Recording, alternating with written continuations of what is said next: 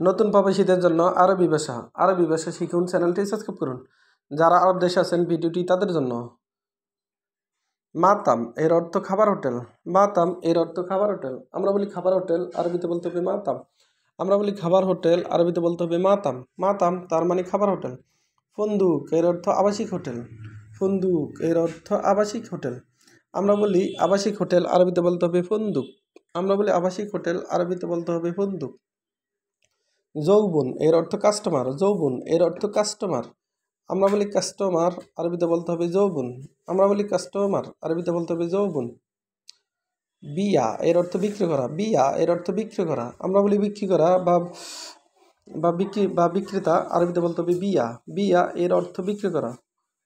স্ত্রী এর অর্থ ক্রয় করা। স্ত্রী এর অর্থ ক্রয় করা। আমরা বলি ক্রয় করা বা কিনা, আরবিতে বলতে হবে স্ত্রী। আমরা বলি ক্রয় করা বা কিনা, আরবিতে বলতে হবে স্ত্রী। মাহাল এর অর্থ দোকান। মাহাল এর অর্থ দোকান। দোকান এর আরবি হলো মাহাল।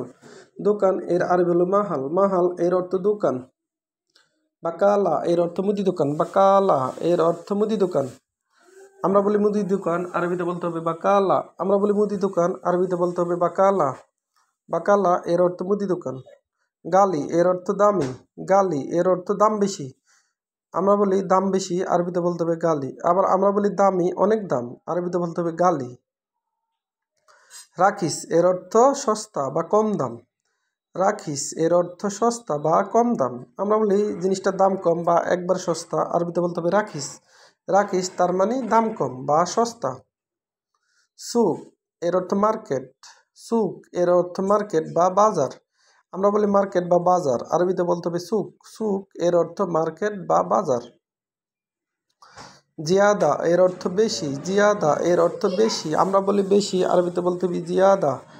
আমরা বলি বেশি, আরবিতে বলতে হবে জিয়াদা। জিয়াদা এর অর্থ বেশি। কাতির এর অর্থ অনেক। কাতির এর অর্থ অনেক। আমরা বলি অনেক, আরবিতে বলতে হবে কাতির। নাগেস এর অর্থ কম। নাগেস এর অর্থ কম।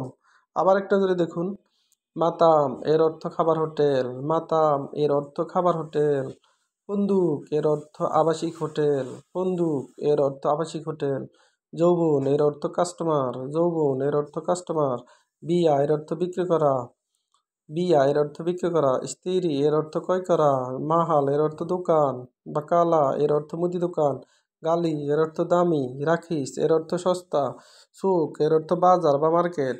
জিয়াদা এর অর্থ বেশি। কাতির এর অর্থ অনেক।